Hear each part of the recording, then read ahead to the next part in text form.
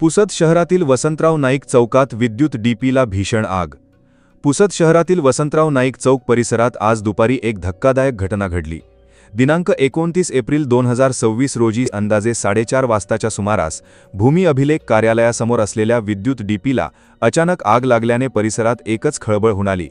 प्राथमिक माहितीनुसार सुरुवातीला डीपीमधून किरकोळ ठिणग्या उडताना दिसल्या, मात्र काही क्षणातच या ठिणग्यांनी भीषण आगीचे स्वरूप धारण केले आणि डीपीने अक्षरशः पेट घेतला.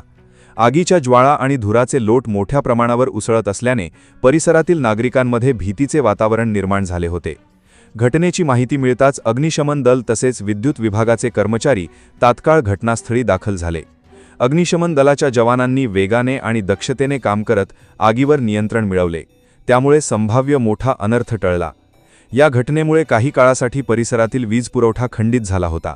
तसेच आगीमुळे निर्माण झालेल्या गोंधळामुळे आणि सुरक्षेच्या कारणास्तव वाहतुकीवरही परिणाम झाला.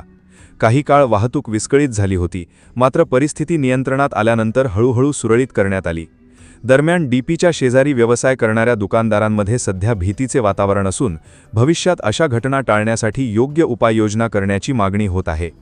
उन्हाळ्याच्या तीव्र तापमानामुळे तसेच काही तांत्रिक बिघाडामुळे ही आग लागली असावी असा प्राथमिक अंदाज व्यक्त केला जात आहे. तथापि या घटनेमागील नेमके कारण अद्याप स्पष्ट झालेले नसून विद्युत विभागाकडून याबाबत सखोल चौकशी सुरू आहे. सुदैवाने या घटनेत कोणतीही जीवितहानी झालेली नाही. मात्र शहरातील वर्दळीच्या ठिकाणी घडलेल्या या प्रकारामुळे विद्युत यंत्रणांच्या देखभालीबाबत पुन्हा एकदा प्रश्नचिन्ह निर्माण झाले आहे.